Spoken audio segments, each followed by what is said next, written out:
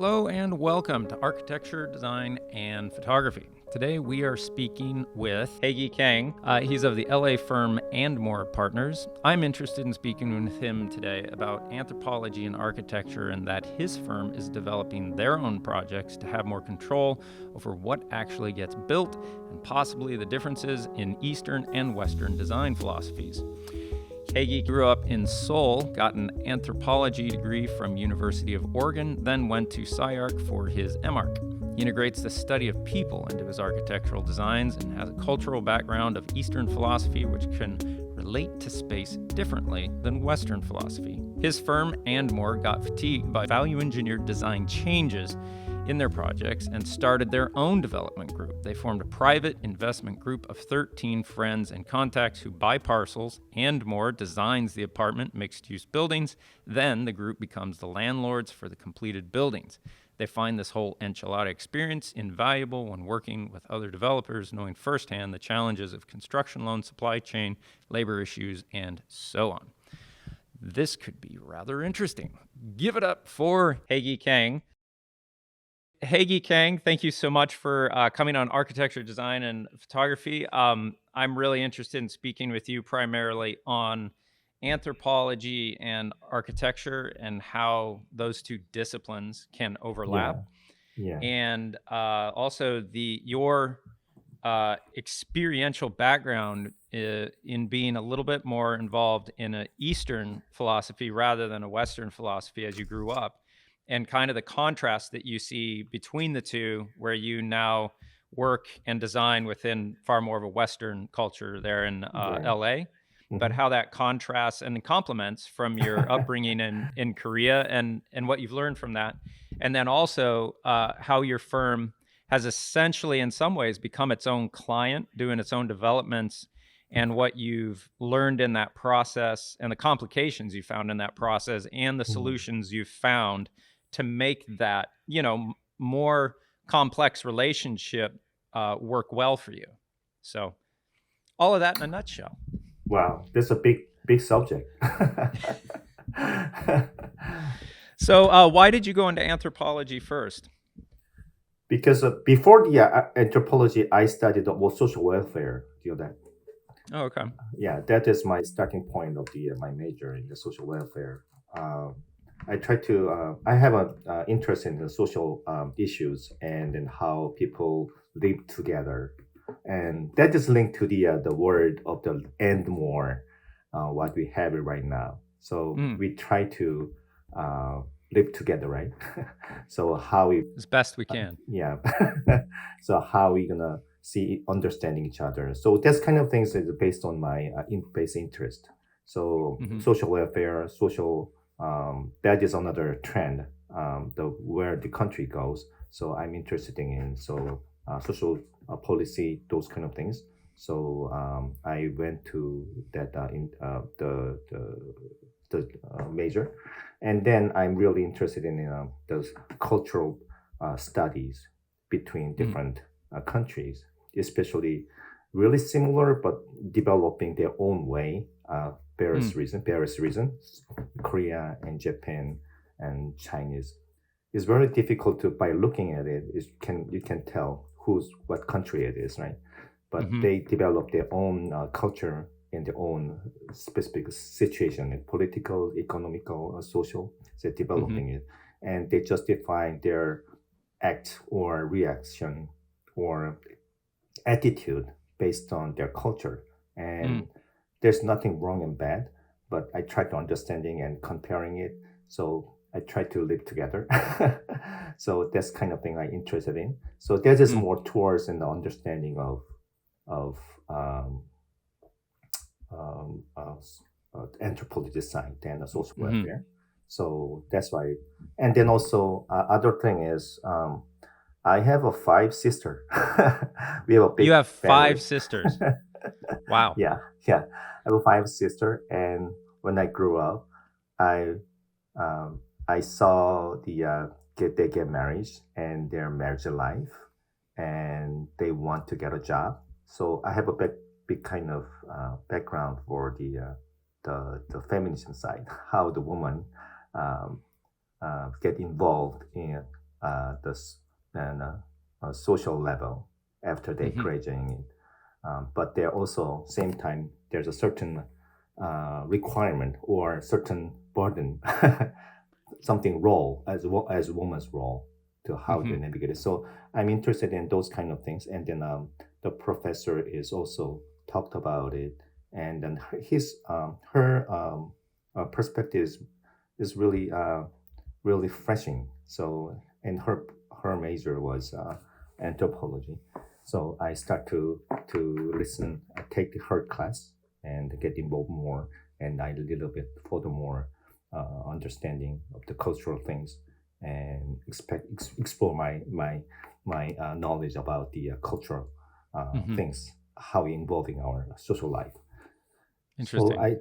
that's why I get involved in can be involved in a social kind of an anthropology perspective of study.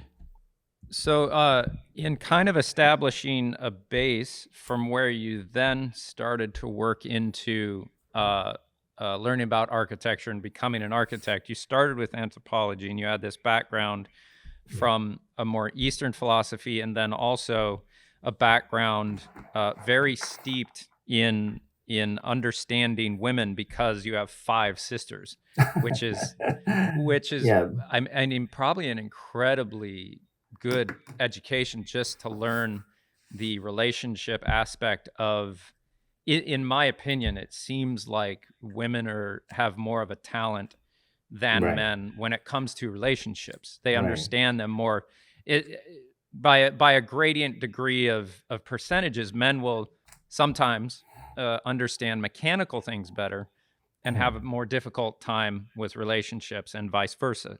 Right, It can happen that way naturally, and there right, can be outliers as well, obviously. right. Paradoxically, I was born because of that. Take advantage. I'm glad to be born, but my parents want to have the boy, so they keep on Oh yeah. Yeah, there's a lot of people producing. that have like five back boys back and then. one. Yeah. You must be the youngest child. Yeah, I'm the youngest one. So Yeah. and back then it's kind of that's happening.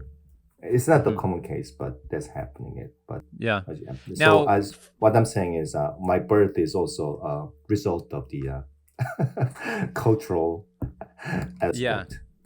interesting. Yeah. So when you look at the region that you grew up in, Korea, Japan, China are major influences, major cultures in that region geographically. Right. Uh, Right.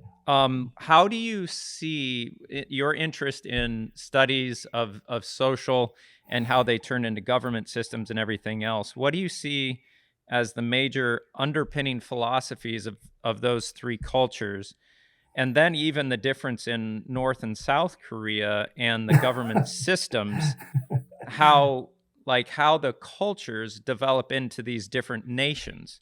That's Yeah. a to me that's a very interesting thing because they're very close cultures but very different as well. And I've been Yeah. to Japan and China. I've never been to Korea. I Right. really would like to go Hmm. someday. I almost got invited to go there for a TV show they were working Hmm. on to bring in a foreigner to take a Hmm. different perspective on Korea Right. photographically, but Right. it was a feeler and I didn't make it to the final who they chose to go, but I was hoping, but it didn't work out. But from your take, anthropologically and understanding the culture from being part of the Korean culture, Yeah. how do you look at those three cultures and their influence in the region and the outcome of their governments and social structures from your understanding? Yeah. That's a big question, but I take it a little bit the interesting way to explaining it. For example, the chopstick. Hmm. They using it. Three country they using the chopsticks. There's common Right. things, and Right. based on the based on the culture for the eating the food, and they share the the sticky rice. Mm. So in that My sense, wife loves sticky rice. If it's like the mango sticky rice, we eat that stuff a lot. yeah. So simply there's a two types of the rice. Some rice has not sticky, and some Hmm. rice is very sticky. In Asian country, most of the majority has a sticky rice, and other Mm-hmm. side it doesn't have a sticky rice. That make another big difference. Doesn't have a sticky rice. They don't using this tool to eating it. They're using the hand. Oh, But okay. and then they need a tool for the sticky rice. And geographically reason, and then they developing that tool. And then China, Korea, and Japan, they're using the all chopsticks. But the thing is, they're using the different size of the chopsticks. Which one is longer, which one is shorter, that make a difference. Because of the Chinese has a longer one because they share the big table, round table, and they hard to reach, and they share the food in the middle, and then in order to reach the food, their chopsticks need to be long, Right. so they make a long. And then Japan, they have the individuality. This here, Japan is more individual. In the sense, it's a modern. Mm-hmm. Then they don't need to have a long chopstick, so they have a short one. Interesting. And then the Korea has in the middle. So if you Interesting. see the if you see the chopstick length, then Yeah. how long it is and how tied into their geographically requirement, the request, and then they come up with their lifestyle. So those kind of little small things is developing it. Yeah. But at the same time, they share the same common things because I had a roommate with someone. I tried to have a roommate, and then one time I met one guy, and then he liked to we have a meal together, and then he left the food, and then he doesn't want to away the rice because we culturally we think the rice is very important for survive. So better not to just throw it away. Right. So he keep it. So I saw wow, we have a common things. So I I have a roommate for good life because you have a common share the Right. common things. Right. So those kind of things can be shared with China, Korea, and Asian country. The rice culture, and then also Go ahead. yeah, that's that kind of thing is common things, but it is developing in a different way. And then in Japan, they don't have the spoon. Korea has a spoon because they usually have the the soup and the rice. And if the miso soup, they have the miso soup, but they usually don't have the spoon. They sip it. So the how do you call it that's the why the Japanese the bowl is more developed because it touching the lips. So Right. that's why they are more pay attention. What's the feeling about it? How thick it is? So that's why they developing more instead of just we don't need to in the Korean culture they don't need to touching the lips and they even not lifting the ball. They better you shouldn't lifting the ball. So they put it in a table. So that's why the ball in Korea is very heavy and versus Japan is very light and more sophisticated because it touch your lips. So those kind of things, small thing is developing it. So Yeah. I compare to it, and then some people say, why don't you don't have a spoon? And why you have a long one? But it is interesting things, our lifestyle, how we developing and culturally and historically. So that's my interesting. Yeah, that is a really interesting thing that I was not aware of, but I have experienced. When we Yeah. were in Hong Kong, I was 12, I believe, and we went out to eat at a monastery, and we were vegetarian. And we had this we ordered this thing that was like these big kind of organic shaped pieces of tofu that had been cooked in some type of brown glaze that was just delicious, but it was in a bigger bowl in the middle of the table, and they put us with some other Westerners that we didn't know. And for me as a kid, I was just kind of like, who are these people at our table? This is weird. But all the food, as you said, was in the middle, and we Yeah. all shared. Right. And like I experienced exactly like you're saying. You had to reach to get it Yeah. and put it in. And so anthropologically, you're saying that Chinese culture was maybe a little more communal, Korea in the middle, and Japan highly more individualistic. And then the chopstick length is a result of that because of the deeper cultural values in a sense. One being more communal, one being more individualistic, has these results in real life of simply chopstick length because of what's required. That's really interesting. That's a great answer for that question. Some kind of example to show. I mean, Yeah. I think it's a good example, but it's a little bit hard to say. I mean, is it obvious that Japan is more individual than? But I'm not. It's hard to say which culture is more communal sense, than less. But it's more. I mean, we developed the I think it's a little difficult to saying that, but they developing in a different way. Now, was Japan, in your opinion, always a little more individualistic, or was that something that developed after World War II a little more? You But culture-wise, they have a strong sense of the community. I think I think they have it, but culture-wise, they more respecting the individual. Yeah, I can say it like that way, but yeah. So the other thing you had mentioned, so like Americans, when they go out to eat, will if they don't finish everything, they'll get a to-go thing and they'll take it home.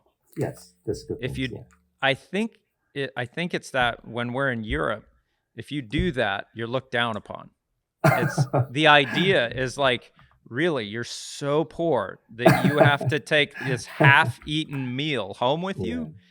But as an American sensibility says, you know, waste not, want not, man.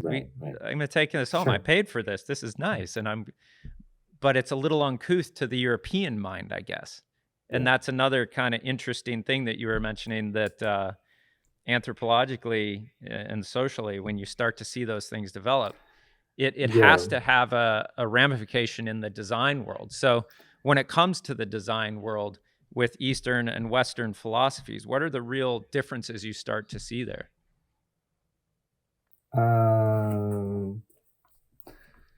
Western and Eastern, and the way to see the world is different, right? The religion and all the things you might heard about it. It's more I've heard about it a lot, but I haven't been able to embody it other than the Western idea.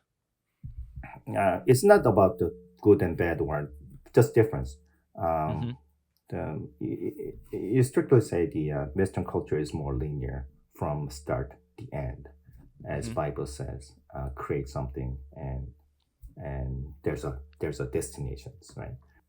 It's a kind of linear process, but in Asian culture, it's more kind of circular things, right? It's happen again, and there's no ends. There's ultimate. There's keep on going in a circular. So so in this sense, I think about the good things to talk about. This one is acupuncture. So how you approaching your body and how you heal your body, how you when you're sick, and how you treated it. So it's different because of the what I'm saying is the traditional way. When you have a headache, you have acupuncture. You know the acupuncture, right? So acupuncture, you put the needles somewhere in your body, but not in the head, right? So it relates to somewhere in your body. So it's representing some here. So you pointing out some other part of your body is stimulating it, and then it blood circulation. You start working on it, so it healing it. So attack the problem not only specifically or the spot you have a pain, it can be somewhere else, right? It's more holistic approach. Right. So in that sense, that's kind of interesting for me. And for me is in that sense, I try to match with the architecture and the architecture in that sense. So what I found I kind of create the word is architecture plus acupuncture. So I call it acupuncture. It's kind of my Architecture. yeah. So actually, that is kind of interesting way to approaching architecture too. We actually you build something, you have to put the column in it, put the structure in it. So that is just stimulating on the earth, and we built something. And I believe we built a building, but it also create the openings, allow to bring the lights in and the breeze in because it's has a life in it. In this sense, building itself has a life as well. So it can be treated the same as a plant. The good plant is grow well. The building is not growing, but population and the circulation is going to be created because of the one building. So it stimulate the in a broader sense, stimulate the city in urban context. So that resolves something a social issue too. It's the same way to you put the needle in your body and stimulate something, and that create the all your immune system or your blood system is healing it, so your disease or your headache is gone. So I treat the architecture is also same way we treat the body. You stimulating it, and the interesting things is you see the matrix, the first matrix come out, Mm-hmm. and then after the Neo take the blue pill, and then he start to learn the real things, and then programming, and then he get in the fight, and then he badly beating it, and then Morpheus is healing him, and they put the thousand the needle in his body. Right. Yeah. So I saw the and then I got the idea, the stimulation of the body, and that is really same as what we architecture doing in a broader sense. So I kind of take a knowledge for the take an idea from that. So what I doing it. So that's why and more is we doing the architecture itself and also doing the development as well, Right. because developing is also more kind of more active way to buy the land and then put some needle in it and then make something happen, and then bring the more activate way to do this practice. So that's why that's what I'm that's is good explanation what I'm doing for the So architecture in the development. Yeah. from what you're saying there, something that I can pull from my experience that from the explanation you're giving me rings true in something that I've seen. Um, in the town that I live in here, Biddeford, Maine, I moved here in 2003. And there's a lot of people that I knew that would say, why on earth did you move there? It is a down and out town, and it's a bad place. It's ugly and blah, blah, blah. You could see that this place had incredible potential, but it had a lot of manufacturing mills, textile mills that went out of business in the last ones closed in like the 1950s, and the town experienced a depression for probably 50 years easy. um, and then only like in the last 4 to 5 years, all of a sudden there's a large degree of gentrification happening. There's a huge amount of the property values just skyrocketed, especially after COVID. But there was a catalyst, a pin, if you will, that someone put into the town that started the change. They put a pin here, and the change just spread everywhere. And the interesting effect that I saw is that when I first moved here in the summertime, I would say about 75% of the men on Main Street in summertime would be shirtless. Now it's maybe one or two that you can find shirtless potentially.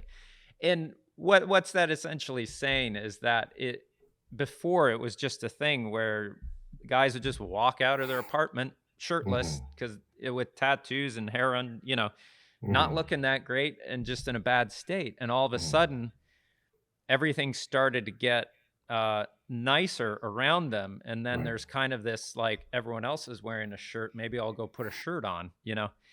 And there's just a higher level of respect between people and at least the aesthetic sense and Mm-hmm. the the amount of money flowing between people now makes for a more resource base of people that were here before that are still here and also the new people coming in. But Right. this one project coming in uh, did that spread, and it was Elements Coffee Shop up at the top of Main Street that an architect was involved in, made it a nice place, and all of a sudden, people from Kennebunkport and Portland would come through and say, "Oh, there's a really nice little coffee shop here. I'll go in." And Mm-hmm. this one building, this one project, really on Main Street started to change the entire thing. And then a Mm-hmm. second project over here, the North Dam Mill, was a huge project that got turned over. And then the effect from putting a pin in here spread across the entire thing. Right. Right. And That's a ripple and effect too, man. yeah, it's a ripple effect and a acupuncture Yeah. effect Yeah. in that degree as Stimulating it well. and the recirculation creating it, your traffic, and you Right. getting healthier. Yeah, the flow of people started coming in like blood and feeding the muscles and organs of the town, the Right. streets and the Right. buildings. Right. Life Yeah. life was circulation came back in. That's Great. amazing. This is Right. pretty much like a circulatory system. Right. And that's all right. You've made a connection in my brain. Thank you. Yeah. And then we visually make something as a pleasing, right? So everybody sees something, and every day has a good feeling about it and reflection. It changing the day of time, and then looking at outside. I mean, that is also what you're seeing it, and the good feeling about it is good energy to it, Mm, and then mm, I want to go there, and those kind of good energies coming into make something to community, to make something kind of ground, to make something. mhm. In that sense, Yeah. architecture or design thing is kind of fundamental things. It's got small stimulation, but it Mhm. gather together and then make a good energy together in the system. See what you're saying right there So about you make something aesthetically pleasing and it creates a good energy around it and that spreads. The I think so. western Yeah. the western mind doesn't naturally want to be able to say that and No, no, leave no. that ambiguous as like, no, there's a good energy behind this and it's beneficial. If a western male were to say that, the other like western males would kind of look at him like, you know but it's so true. I've seen it myself with what went in here, and Yeah. the people that come there, and the fact that someone else valued that spot enough to Mm, do that project there, to say, no, this town is of value, the structures here are amazing and mm, it's valuable, and I'm mm, investing in this and I'm making it something nice, and the mm. energy and everything created around that spread. And to see it in that way and to understand it in that way and not have to reduce it down to the isolates of what a western mind wants to grab onto, to say here's the exact factual pieces so we can understand every bit of it, so Yeah. we don't have to say things like the energy is good here. I Mm. think you lose something in that. It's kind of like the Egyptians had a saying that logic and rationality, if taken too far, can have a malevolent side to it. Mm. And so if you isolate stuff down to the very basic things, I think within that you might have something that becomes more of a singular thing, like aiming towards just profitability rather than a community benefiting overall. Do you see what I mean there? Yeah, and then I approaching this kind of thing is if I see something in the problem or something issue, and then the issue is not there, issues can be developing other system or in a more broader, it's more holistic approach. Exactly. It's a little bit different in the. I'm not saying that the Eastern and Western things, but I just take advantage of what I'm learning and what the cultural, the background is is an example of the acupuncture, how you treat the problem. Yeah. Not only Well, you need the surgery if you have something in the cancer, and then you take it out. There's a really important things, but yeah. why the cancer is happening in your body, but not only the cell, it's your attitude and your habit, or it's long term. So you have to approach it a little bit more holistic. Get out of it, outside of the issue itself, and then you see whole picture. So right. those kind of things I brought it up. My wife is always hammering this point where she'll talk about you not only need to treat the symptoms, but you have to treat the cause, so the symptoms don't arise again. And to treat the cause is a more holistic approach. Yeah. So that's interesting. I believe everything is really is on it's not visible, but everything is really connected, right? So even you think about something and you have a thinking, you have a connection, you can see it, but it can be true when you think about it. And even word has a strong energy too. So if you say something, it come true. You have to be careful your daily life, or don't put the negative energy. You can think about it too, but even you can spit it out. That make change it.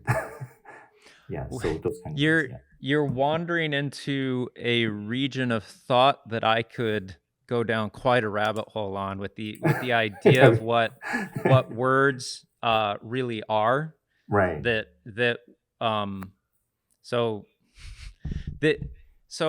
the thing I found is that words are essentially an ability to highly articulate a very exact emotion.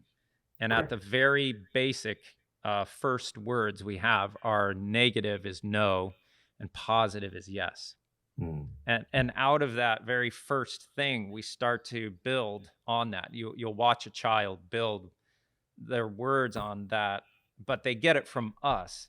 And the really interesting thing is we hold all of this developed system of intellectual tools that we call words. We hold it between us, but we are not born with it.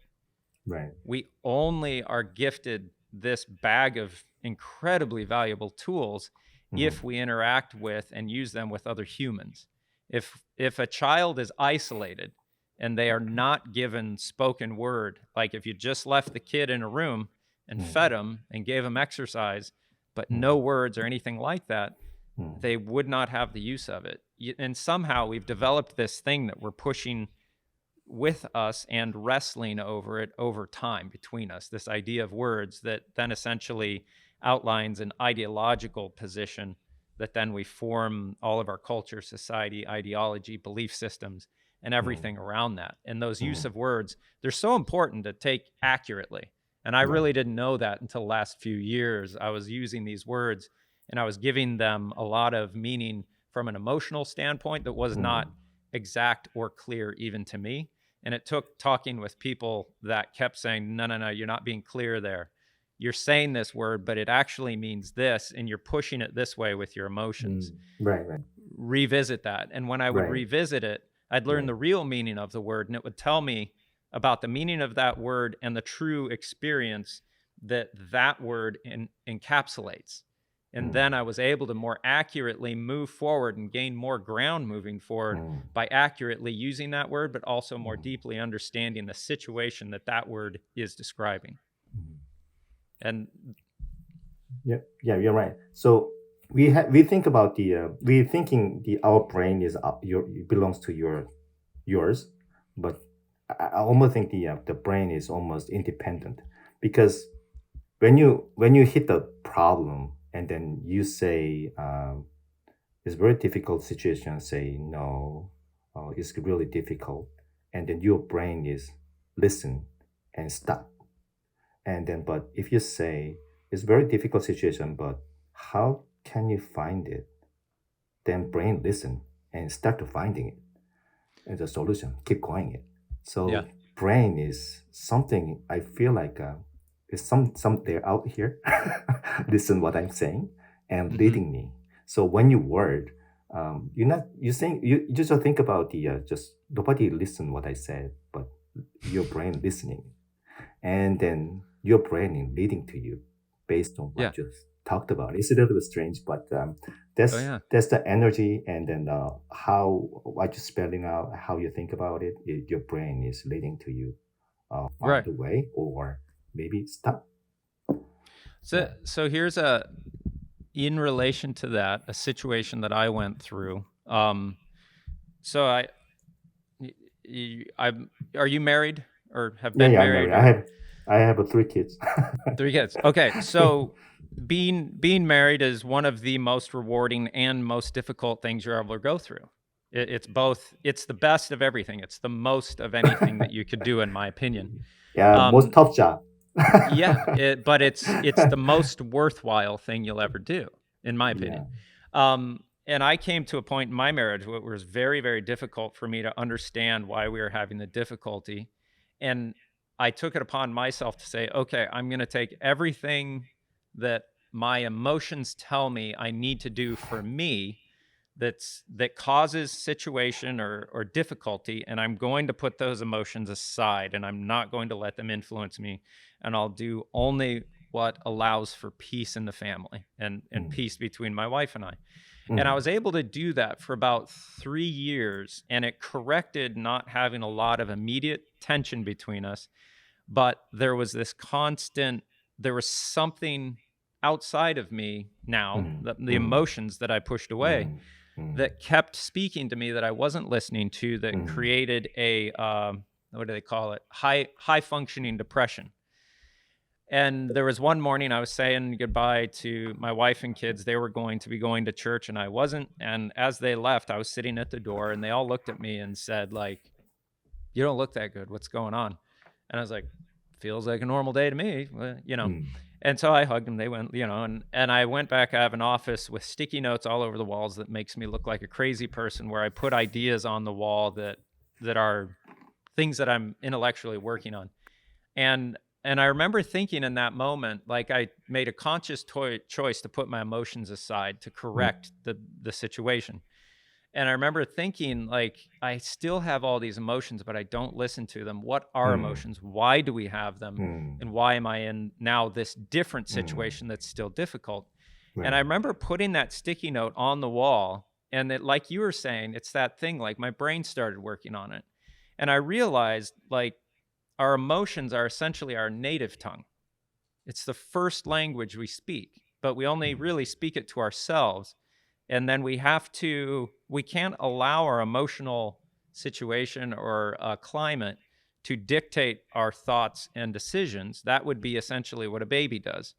We mm, have to engage the emotions and listen to them and learn from them, but right. also decide what is the best and Mm, and correct our emotions at the same time. mm, I had mm, simply put them aside and did not listen to them at all. mm, And it was only in realizing that realization, putting it on that sticky note, and my brain, like you're saying, it just started working on it. And I got mm, to a place where it's like, oh, I need to bring these emotions in. I need to listen to them, but I do not have to act on them. And mm, I need to use them as an advisor to mm, what is now my much more developed intellectual articulate mind. So the combination of the emotion with articulate intelligence, I think, mm, is the balance that I'm trying to create my children being able to get mm, to, where I mm, didn't really understand that combination of those two and how they work together from who I was at that time. And that mm, understanding that was a huge thing for me, mm, unlocking a much more beneficial existence for me, my wife, mm, and our children. And mm, I'd imagine that system of, like, just take a question and put it to the side, but know it's there, and your mind naturally works on it. I think there's a lot of truth to that, and I've come through that through mm. experience, which is really great. Yeah, thank you for sharing it. Yeah, It's it's a fun thing that I like to yeah, play with. I yeah. So so the life is more like the training ourselves. Mm. We have to humble. Sometimes you achieve something, and then if you feel like you are great, and then but it keep on happening annoying things in the family and the kids or wife, and then you just immediately action is angry because Mm. you think you are great. Because we have to humble all the time, and I'm not perfect, and I have to learning it, and there's something reason why other people acting like that way. So you have to make a balance. Yeah. If that is attitude, you can understand yourself, and then you also your anger. But there's a part of you. But if you're humble, and then you can listen, why this can happen. It can happen. Why it Mm. cannot happen to you? So it can happen to you. Then it start to make a balance throughout all the family member and other friends and other people. Yeah. Yeah. Yeah. That it's such an interesting thing when the combination of those two came together for me, a more emotional and articulate mind together. That the Yeah. best way I could describe it was there was some type of ego death within that, to where Mhm. anything that had offended me or made things difficult before, if it was like a 75% difficulty, that was reduced from like 75 to 25. It was so much more easy to understand things, where Mm. before I was so self-centric and concerned about myself Mm. that all of my all of my thinking, I think, was more tightly wound up in essentially only listening to my emotions. And by putting them aside and developing my more articulate mind with a broader base of psychology, Mm. philosophy, and spiritual practice to a degree, those things coming back together reduced the amount of ego that I struggle with greatly. Yeah. So Yeah. that, and not having that made the understanding of what is that much more easy. Just a huge Mm. degree of simplification for some reason. I think Mm. that high amount of ego in your head Mm. is extremely distracting from understanding things outside of you. But Yeah. And then there's a thick description for the anthropology study. You have to get there and experience or live with other people to mhm, understand that they're different culture. And then sometimes people put the camera on it, and then kind of documentary film. mhm, Just put the camera, and then people to capture the documentary what they behave in their life in it. But the thing is, then there's a debate. Some people try to be nice, right? The good words in front of the camera, but camera mm, is off, and then they just back to the normal. But which one is a true themselves, in front of camera or off camera? People think off camera is more natural, is more true themselves. mhm, But in a way that I think the in front of camera, what they want to show to the other people is also true themselves. mhm, Um, I think everybody want to be nice. Want to be nice means I want to be respected too. Um, everybody want to be a pleasant, good, healthy environment. If I was given that situation, I behave well. That is a kind of the message I got it in front of the camera. mm, So in that sense, what I'm learning from that is even the homeless people, we put the good environment, healthy environment, they act well. Um, mm. not only drug and that kind of things not involved into the. I mean, the believing is that if you created a good the environment can change the people because in front of the camera. But I don't know. It can be less long, Yeah, but no, the intention that's an is ambiguous thought, but I think there's truth in there. I yeah. think that there's a Scandinavian a thing I saw in Scandinavia about how they deal with their prison inmates, Mm, and like their prison inmates have access to knives in the kitchens, and they cook their own food, and they're treated in accordance to what their behavior is. and they're given increasing amounts of freedom and responsibility, even within incarceration. And by them being in that situation, being in and having that responsibility, they're training them to be productive members of society rather than simply punishing them. Where, I mean, American prisons are, I couldn't say some of the worst in the world, obviously, but they're certainly not places you'd want to be in the least. But to see this different take on it, it's less of a penalty system and more of a I forget the exact word they use, but I want to say rejuvenation, but that's the wrong word. That bringing them back into functioning members of society. But like you're saying, that you create the situation, and the situation teaches the people in much sense. Bring a good chair and comfortable chair is the basic things the architects can design. Is a small object, but there's an approach to people who sit comfortably, and then it start to have a good relationship start. So I always think about I try to believe in designing something. At least I try to make a good, healthier environment, and then at least that's my job. And then believe people react to it. Because they want to be who want to be in a dirty place. They want to be like that. So we try to give at least a healthier environment to them. So that's what I'm part of to design for that. That's a interesting. It's such a valuable thing and a valuable way to think as you're creating a part of the public environment or even the private environment to think, how is this actually going to be affecting the community as it projects whatever is created here beyond, because visually it creates beyond, and how people move around it, move through it, is going to be influencing that, and it will create that atmosphere around it. In my thinking, after going through architecture school and working for a short time as an architect, I was always thinking about pretty much how will this thing look and feel to the first person kind of owning or directly using it.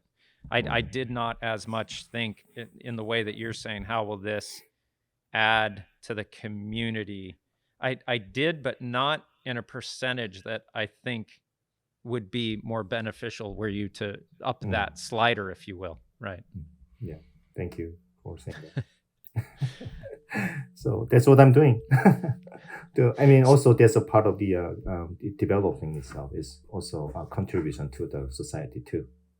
Yeah, so I'd like to hear more about your experience with actually establishing a group of people that works together and essentially what I understand is to be pretty much a partnership to create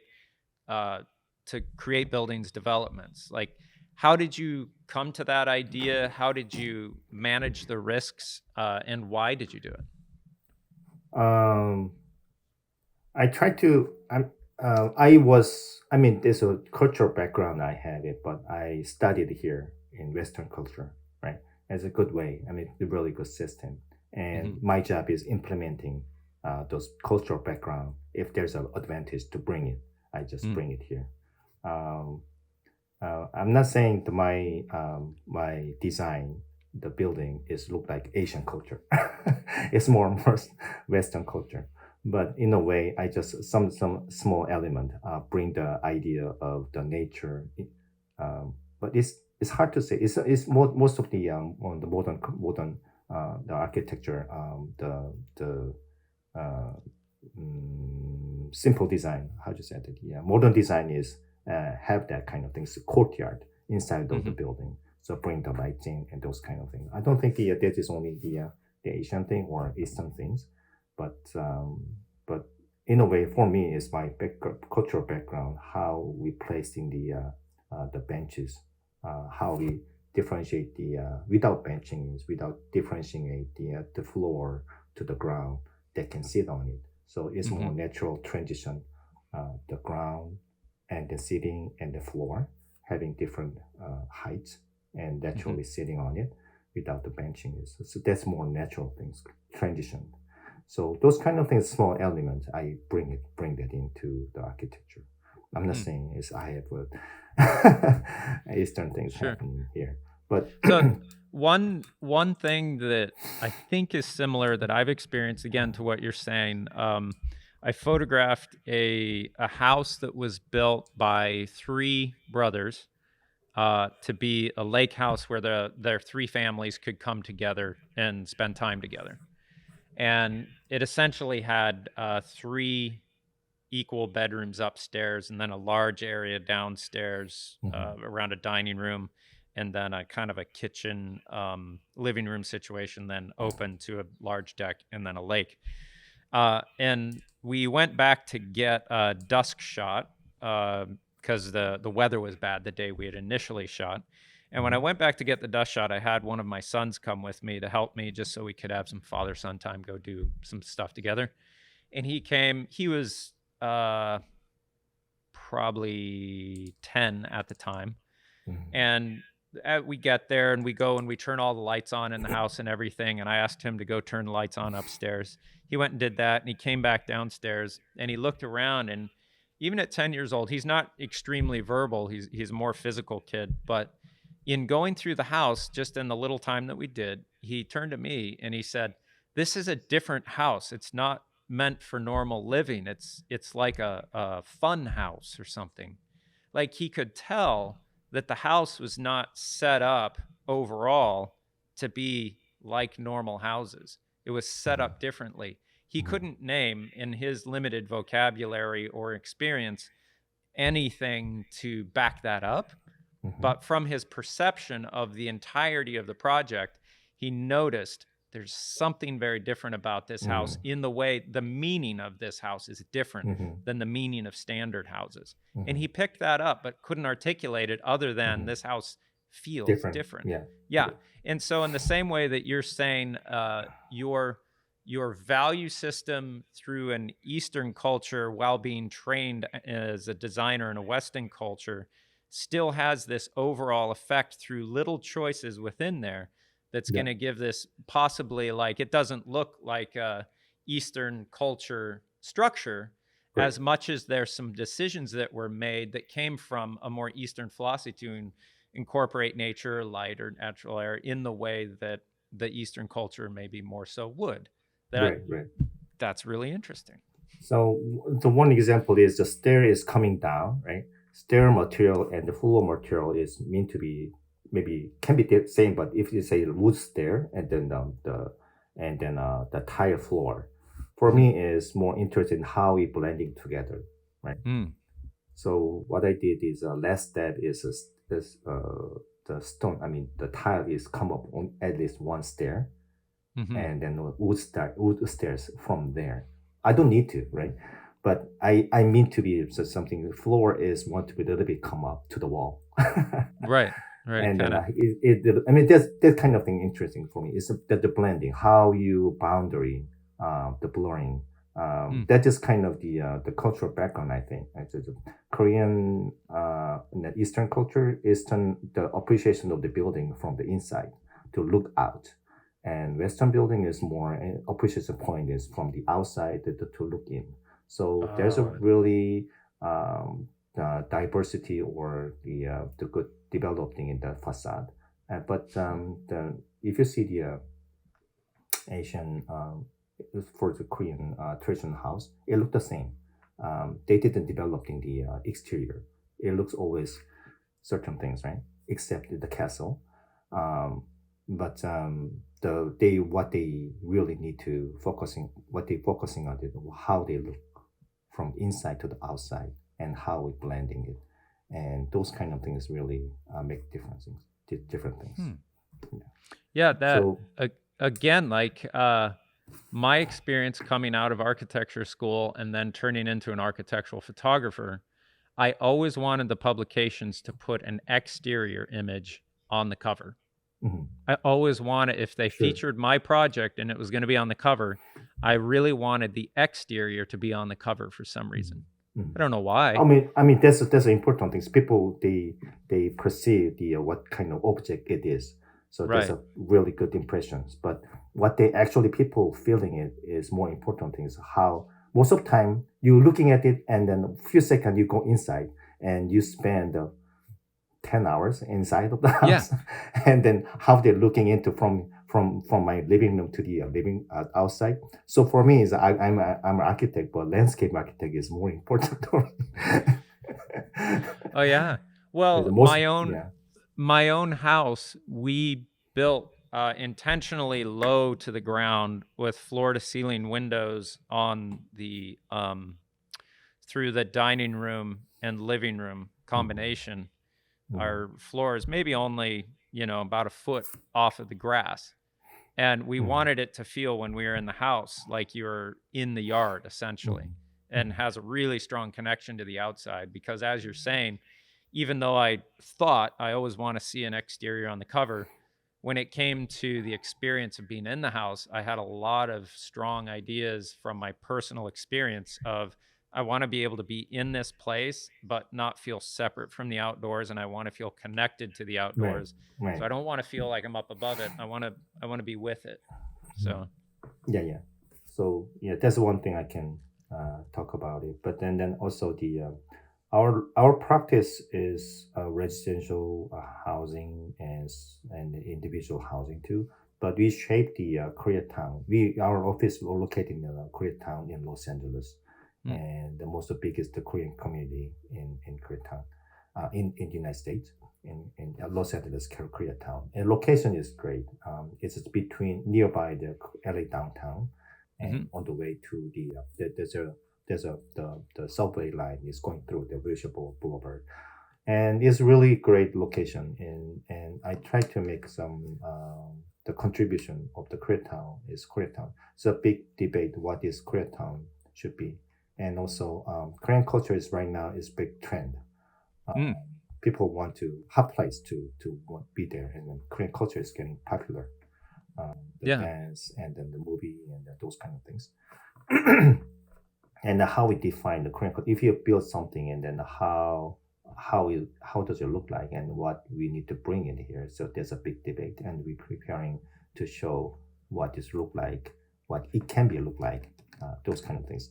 The one thing I want pointing out is that when they when Disneyland is tried to open in Tokyo Disneyland, they try to localizing Disney. I mean, the Mickey Mouse has a kimono or something like that. They want to be localizing it. That is a good respect of the culture. But Japan, I mean, the local people's opinion is no, no, no. We want to be exactly the same thing in the Western culture. You don't need to be right. localizing it. So that's a little bit different to Mm, see to each other. So what I'm saying is that I try to make the Korean culture or Korean some object, the benchmark, not benchmark, not a landmark, or some symbolizing the building representing Koreatown. But it doesn't mean what is expected to be from the westernized. We want to show Korean itself, not so that's one thing I always wanna to keep in mind. Uh, we want to we define ourselves, not to uh, other third eye to expect to see from us.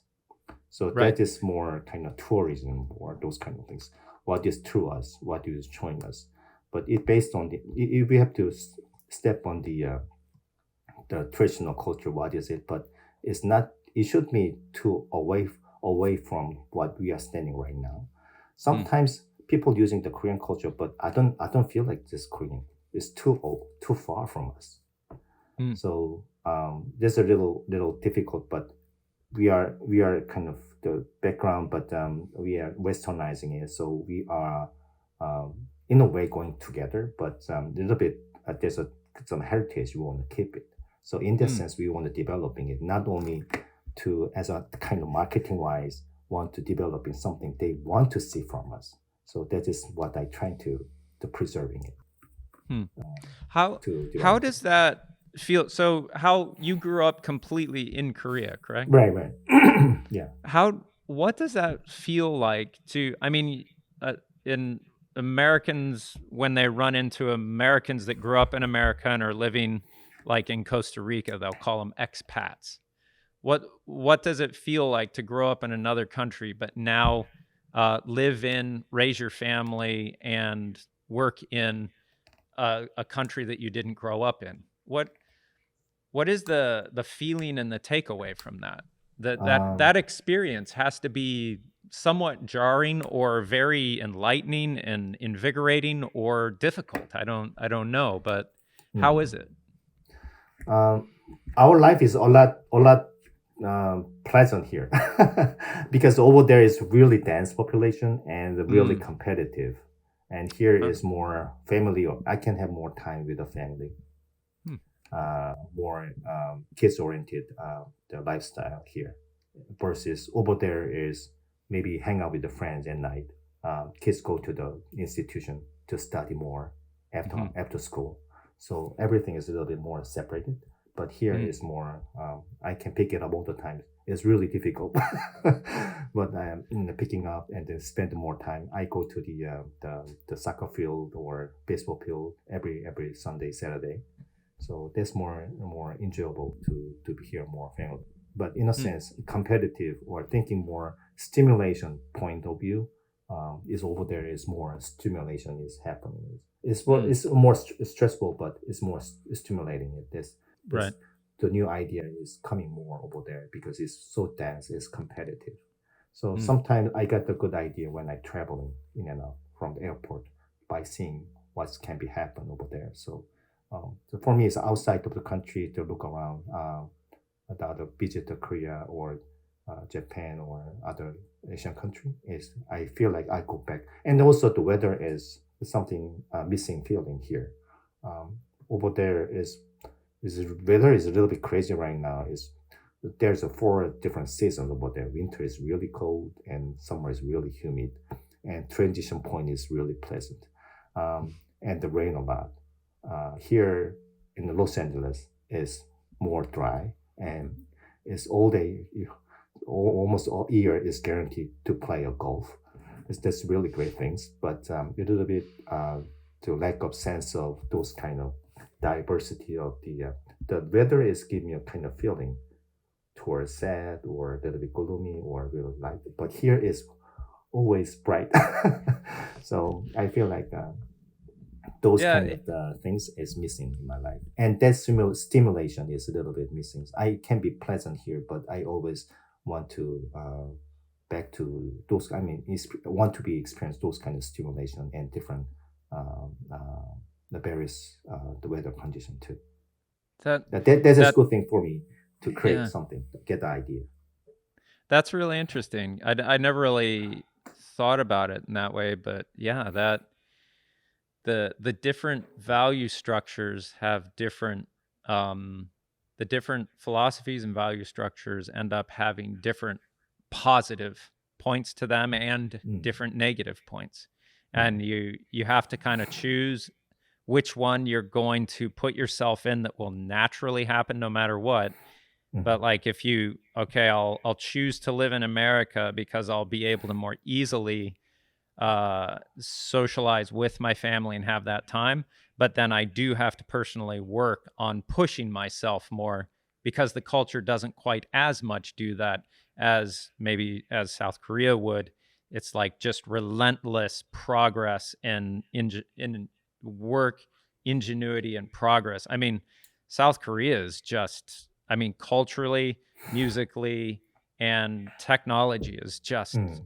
incredible growth in South Korea, just Yeah, amazing. right. And as you said, that it has this fascination as of within the last 5 years, it seems just a huge Mm, cultural mm, kind of how America used to be perceived overseas with its culture of blues music, rock and roll, and all of that. I think mhm, it was found to strike a note of commonality outside of even our own culture. mhm. We're starting to experience a commonality even within America of the Korean culture coming now, and it's like, oh, there's something really interesting here that even American culture is now gravitating towards and accepting and pulling in, because there's a lot of interest there that is outside of our experience, but something that has this deep truth in it that we can pull from the creative acts and the technical achievements and everything else.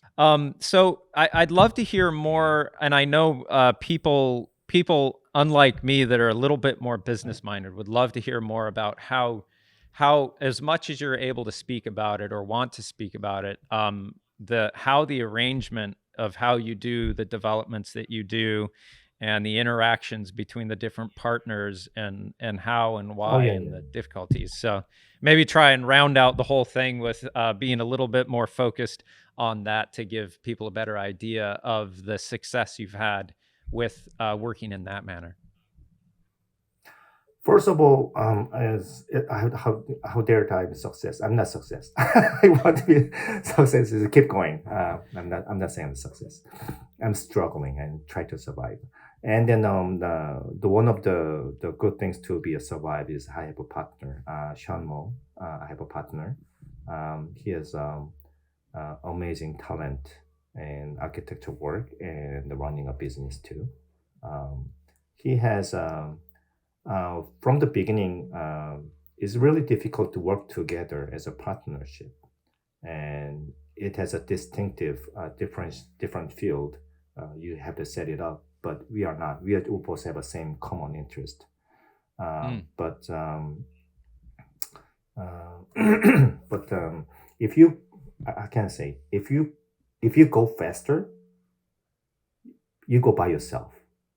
But if you go longer, go together.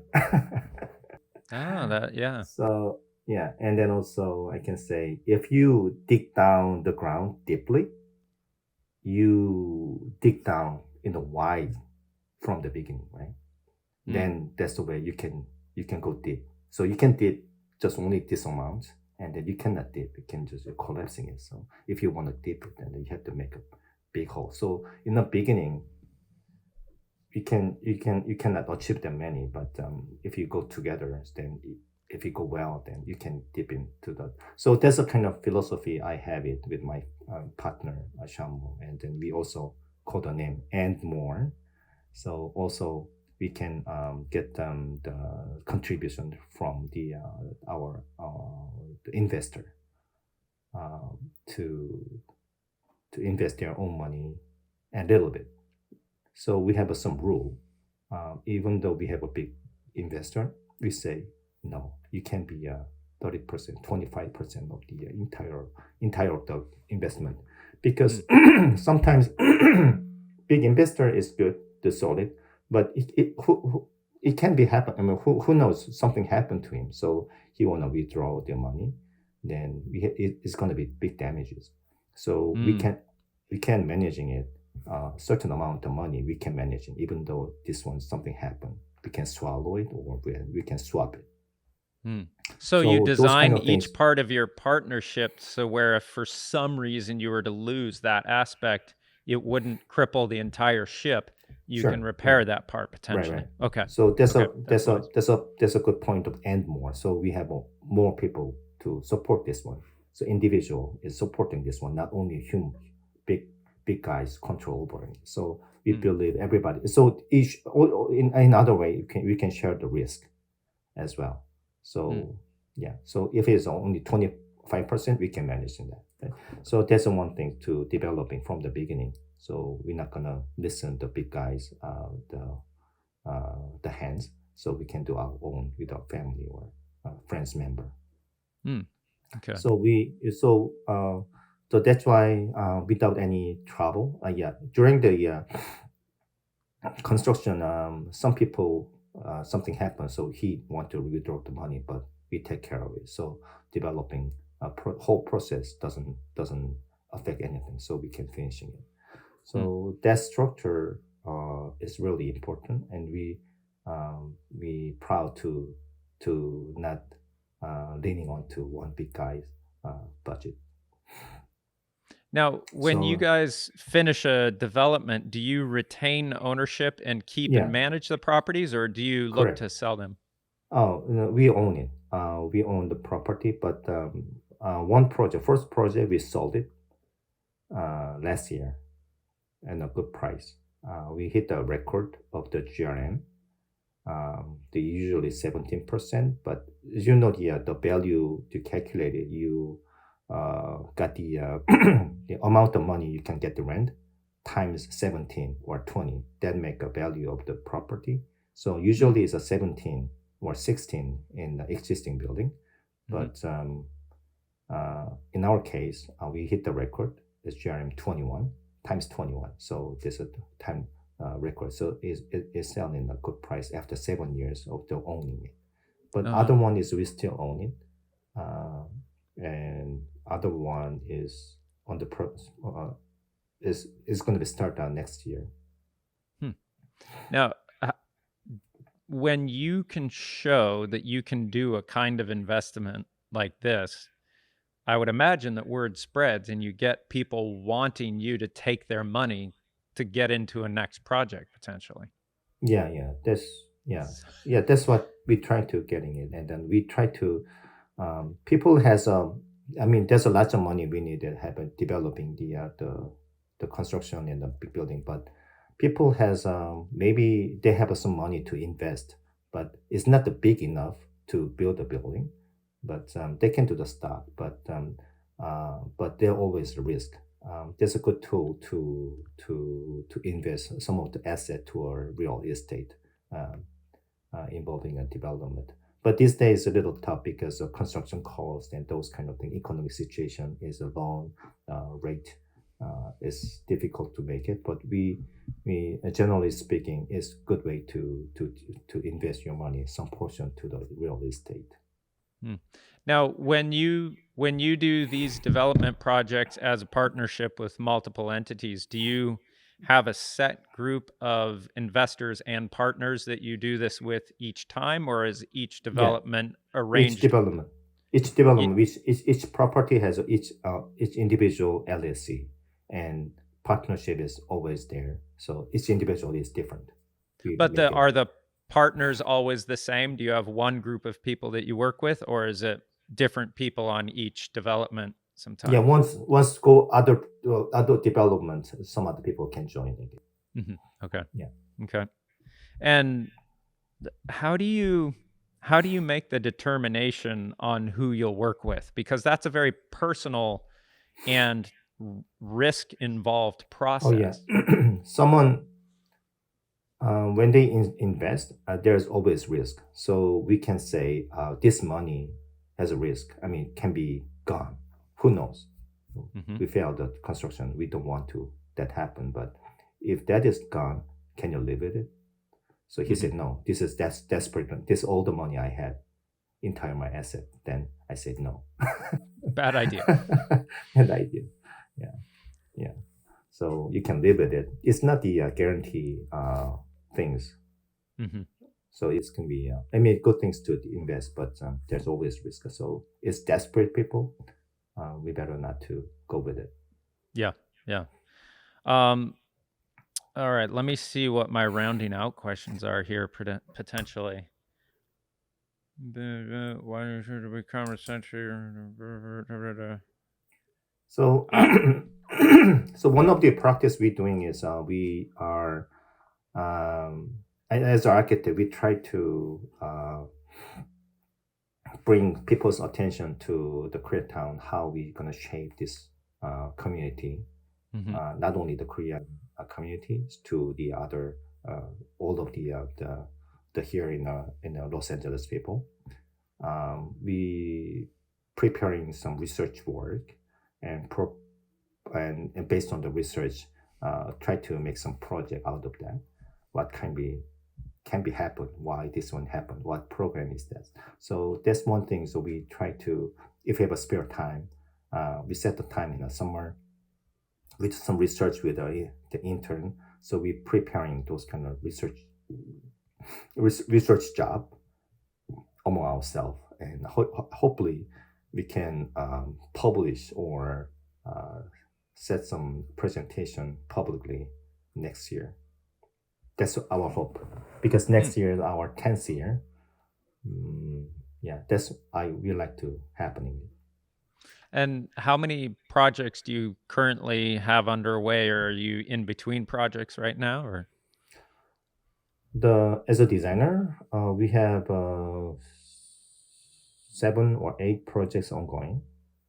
wow, and But how big of a studio are you guys? studio, we have 7 people.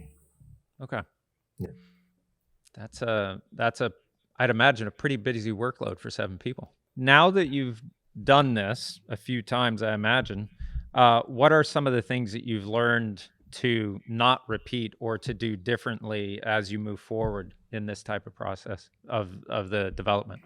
For the development, so far we do successfully developing fourth project continuously. We try to shape our principle. We will hire experienced people, even though he has the little bit of the expensive. We have people and those kind of things, safety factors. We carry on. Assign is a good GC, general contractor. And as I said, if we have, we're not relying on the big hands on our development. And those kind of principle, we keep it and shape it more. That's one thing too we want to keep further develop. And then we can share this kind of principle, 7 principle kind of things to, if we have certain principles to share with other people later on based on our experience. And to round it all out, what are the top 3 pieces of advice that you would give to a younger version of yourself looking to get to the place where you are currently? Travel more and then meet other different situations, putting yourself in different situation, and also writing. Maybe if I do keep on writing, I really like the writing, but in some point I didn't do the diary kind of things. But if I doing it, it's much richer in my life, and it's all accumulation of your experience to shape yourself. So it's better to be writing something through your day, certain things. I mean, not every day, even not every day might be great, but if every day, so once in a while, if you think about your feeling, your maybe it can be keep on happening. Maybe after 10 years, then you will see what your problem is. So maybe I go back to when I was young. Then I will start to keep on the writing, the diary kind of things. And why the travel more? Travel more. So because you what you experience, you're familiar with it.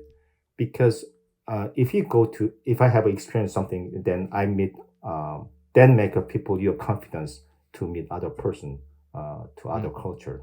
So you expose yourself hands on to other field, then you have a more not afraid to hands on other field too. So that's a kind of good base what you explore yourself later. Yeah. Yeah, those are really I agree with you profusely on those. Those are Yeah. I love to travel because I view my idea or my concept of reality as a map that has to be colored in, if you will. Mm. And as I travel and experience things that I haven't experienced before, I'm able to fill in parts of the map.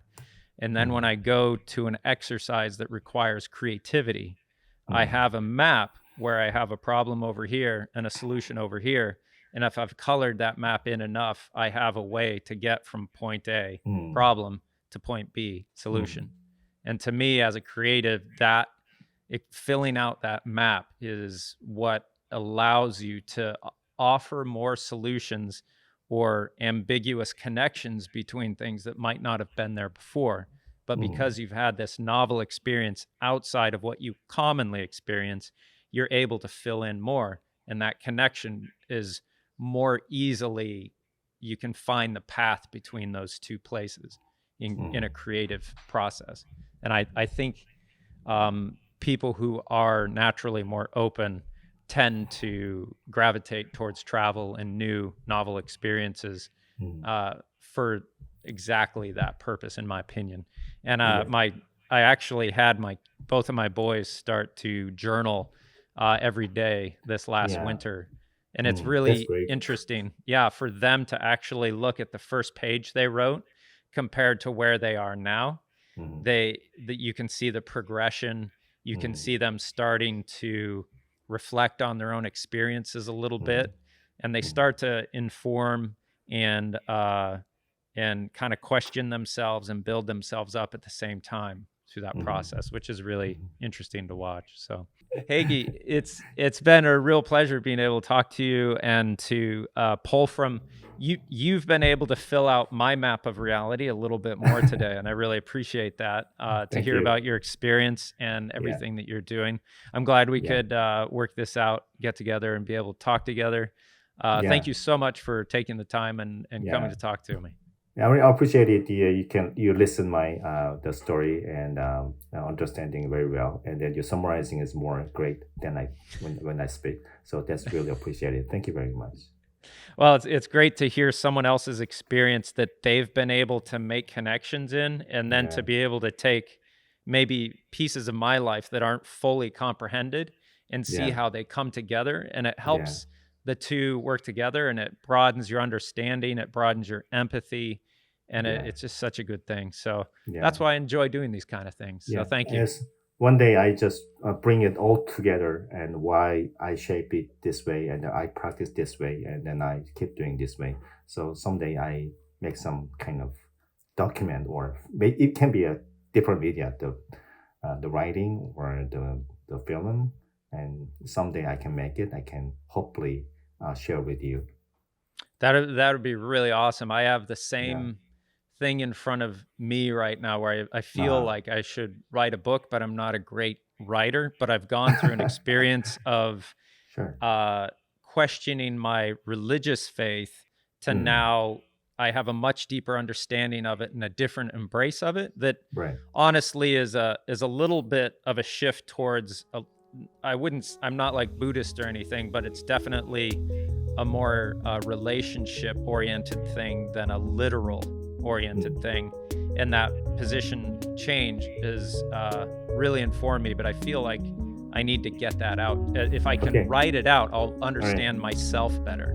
And it's Okay. that writing process. Then you can speed it up. You make it Yes. work, and your brain Yeah. follow it. Right. But right now it's all in pieces on sticky notes. And I'm like, wait a minute, I have a thing for this. It's over here, you know. Right. Right.